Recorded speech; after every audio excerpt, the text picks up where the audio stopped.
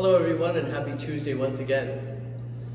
So the story that I've chosen to share with you today is simply called The Snowsuit by a woman named Kay. So thank you, Kay, for this story. Let me share Kay's words. Can you tell me if anyone in our store does community service? Bill asked. A person spoke up and said, I know that Rose does. She helps the homeless at her church. Bill, my husband, had recently been transferred to this store as the store manager. Bill liked to recognize employees who worked in community service. He met with Rose and found out about the outreach program operating out of her inner city church. Bill told Rose that he thought that I would enjoy helping her. When Bill came home that night after the 2-hour commute, he told me about his conversation with Rose. I was excited at the idea of helping in such a program. I started to spread the word that Bill had an employee who was helping the homeless out of her church. I asked if anyone wanted to help by donating usable items. The response was amazing. We lived in a small community where homelessness was unheard of. We had our share of poor people, but to the best of my knowledge, no one was living on the street. Word spread like wildfire. Churches were calling, offering clothing and food. Once a week, I stopped by a church in a nearby town.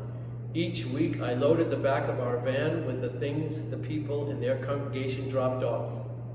An older couple from our congregation gave us a check and told us to use the money to buy Bibles and inspirational materials to take to the mission. On several occasions, I came home and found bags of clothing sitting in front of our garage. Every day when Bill drove to work, his car was loaded with help for the homeless, given by total strangers. I took this opportunity to clean out the closets in our home, too. Bill had an overcoat he seldom wore. I put the overcoat in, along with clothes our children had outgrown and several articles of clothing of my own. Every so often, Rose would stop in Bill's office and tell him stories about the mission. One day, she talked about an overcoat that her minister had taken from the clothes we had donated. As Rose described the overcoat, Bill knew it was his. He was happy that he had been able to provide this young minister with a warm coat. One cold day, I walked by our downstairs closet.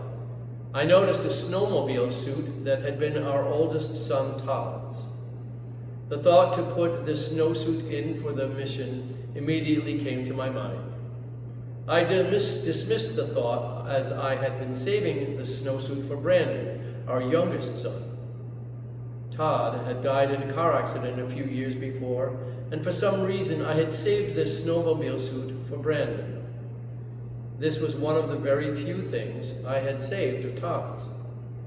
I couldn't believe that the Lord would want me to give up this special snowsuit I had been saving all these years.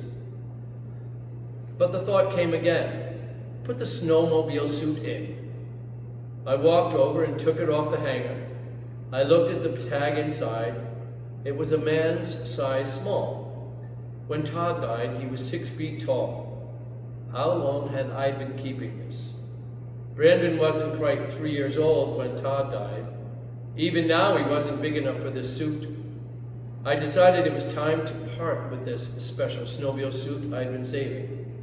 I took it off the hanger and laid it lovingly on top of a bag of other clothes for the mission. Bill's old store was closing. Almost everything in the store was gone. Now they were getting rid of the racks. We knew the mission could use the racks to hang the clothes on. We rented a rider truck and loaded several racks in. We stopped by another church to pick up clothes before we headed 2 hours north to the mission. Since we'd rented this truck, I decided to ride along. Usually Bill took everything to his store. Then Rose's husband would come in and pick up the things up. Since we had the truck, we were going to drive straight to the mission and drop the items off ourselves. Rose's husband met us at the store and jumped in the truck to give us directions to the church where the mission was located. It was a cold day in Cleveland. The wind was blowing and the snow was beginning to fall as we drove in the area where the mission was. As I looked around, I could see that this neighborhood was certainly not like the ones I knew. As we pulled up in front of the church, I noticed that all of the windows had bars on them. The front door had a huge chain going through the handles. We stopped the truck in front of the church and opened the door. As we were getting out of the truck, a small black man with a big toothless smile came out to greet us. He ran over to the truck and offered help. I looked at this man and looked at Bill. I couldn't believe my eyes. This little man had Todd's snowmobile suit on. Tears filled my eyes. The next day, Rose walked into Bill's office and asked, "Did you see the man in the snowmobile suit at the mission?" When Bill said he had, Rose said, "You know, Bill, there's a story behind that snowsuit." Rose went on to tell Bill how this little homeless man was always around to help. Rose said that the day this snowsuit came in, he had picked up the bag and the snowsuit fell at his feet. He picked it up and asked if he could try it on. Rose told Bill that she thought it was rather foolish that a grown man would want a one-piece snowsuit like this, but she told him to go ahead and try it on. When he tried it on, it fit perfectly. He told Rose that all his life he had wanted a snowsuit like this, and now he finally had one.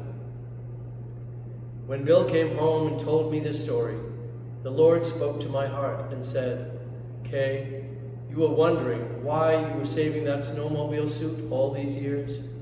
Now you know. All these years I'd thought I was saving this special snowmobile suit for our son Brandon. Now I knew that I was actually saving it for a special child of God who had always wanted one." And the beautiful thing about this story is that that man that had always wanted one was always there to help others. So what a beautiful blessing for that family as well as for that man. I hope that we all can be touched by things like this happening in our lives and remember that it's God at work in mysterious ways. God bless you all and have a beautiful rest of your day.